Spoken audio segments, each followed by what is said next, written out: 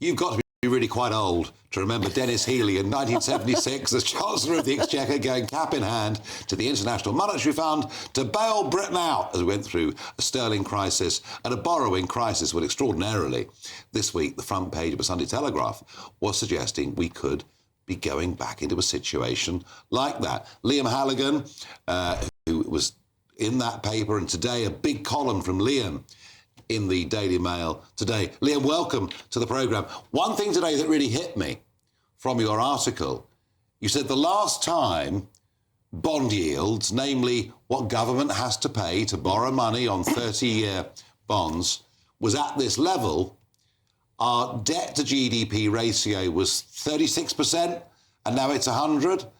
I mean, from reading your piece today, you really believe we're in deep trouble, don't you? I do, Nigel, and you know me well enough that you'll believe me when I say it gives me no pleasure to say that we're deeply in trouble. And also, I think to be fair and even-handed, it's worth saying that Labour had a really bad economic inheritance from the Tories. National debt was already approaching 100% of GDP when the Tories left office. Debt service costs were already very high. The tax burden, tax as a share of GDP, was already a 70-year high. But Rachel Reeves and Labour have made it much, much worse because they've jacked up borrowing, they've jacked up spending, not least in that October Halloween budget last year. They jacked up borrowing and spending again in April, and they're going to do the same this coming October, November, the next budget. And guess what? Financial markets, they don't care what the Bank of England's saying about interest rates. They're just mood music, what the Bank of England's doing, because the financial markets, the big insurance companies, the investment houses, the sovereign wealth funds that actually determine borrowing costs in the economy, they're saying we don't believe the Bank of England that inflation's under control. We don't believe the government that they're going to get spending under control. All we see is a bunch of mad left-wingers on the government's backbenches pushing Downing Street around, as we saw with those botched welfare reforms earlier this summer. That's why, Nigel, the 30-year gilt yield, it sounds like arcane. Basically, the long-term cost of government borrowing, it's the basis for every borrowing cost in the economy, whether it's your hire purchase agreement on your car or in the long term your mortgage. Certainly it determines what the government pays, is now at its highest in over a quarter of a century. Yes, Blair came in on a big majority with a high gilt yield, but he had government debt of just 36% of GDP. When you're paying a massive gilt yield on 100% of GDP, your debt service costs go through the roof. That's why, Nigel, we're now paying more on debt interest. The government's paying more on debt interest than we spend on schools. Twice what we spend on education. We talk about a 50 billion black hole. We may have to all pay 50 billion quid's worth more of taxes this October. Guess what? That's just half our debt service bill. Yeah, just half. I know. So, Liam, we're in this mess, but Rachel Reeves has another budget in the autumn. Perhaps she can turn this round. Well, if she comes to the House and doesn't address what's happening on financial markets, if she just ignores it, if she just, stays in line with the sort of youthful advisors around her who just say, oh, don't worry, bond yields are going up across the country, unless she acknowledges that government borrowing costs now in the UK are well beyond where they are in Greece, Spain, Italy. Nice places to go on holiday, not necessarily paragons of virtue when it comes to budgetary discipline, with respect to my Greek, Spanish and Italian friends. Bond yields are now way above where they were at the height of the mini budget crisis under Liz Truss. Do you hear that from other broadcasters? No, you don't. I know. Why? Why is it not being discussed?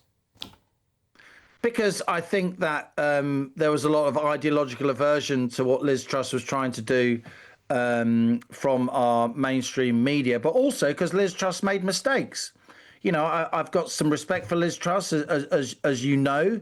But it was wrong to not tell the OBR about your budget. It was not wrong to not give the Bank of England the details of your budget. I understand why she was frustrated at those organisations, but you can't just ride roughshod over the institutions in real time. Reform them if you want, but don't just dismiss them. Yeah. And I think markets were really spooked by that. But guess what? They're a lot more spooked now by Labour. Yeah.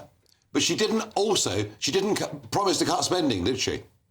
No, she didn't promise to cut spending, and she said that she would support energy bills in the aftermath of the war in Ukraine. In the end, she didn't spend a lot of the money that she said she might spend on that. But the main point is this. Nothing she was doing was particularly radical. She wanted to bring down the top rate of tax to where it was under Brown and Blair.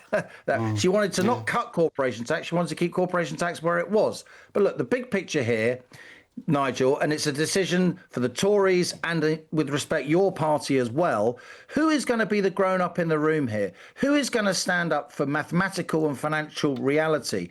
We are spending way, way, way beyond our means.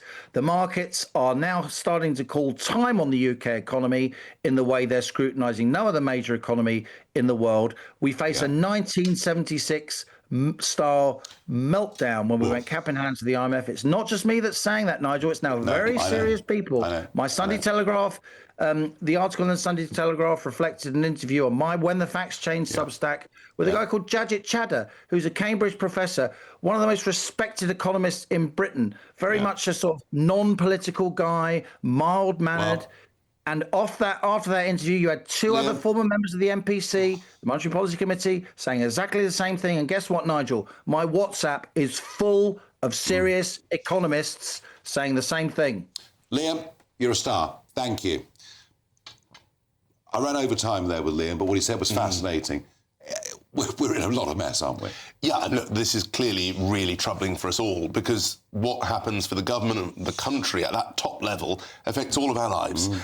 And so we should all take a real interest in this. I mean, I do think it's important equally not to talk. I'm not here to defend the government, but it's important not to talk the country down equally. You know, back then, when we last went to the IMF, our currency, our exchange rate with the dollar had gone from 260 to 160, so huge shift. That's not happened recently. Where we are now. But you know, I think the amount of borrowing is really troubling. Well, it is very worrying, and I don't think we've properly recovered from the 2008 crash, which has, you know, had impact all around the world. I mean, I know it's only tiny, but we are still one of the fastest growing economies in the G7. Yeah, but well, we might be, Joe, but we've also got the highest inflation, so you've got to weigh all these things up. I know you have, but I think Ranul's right.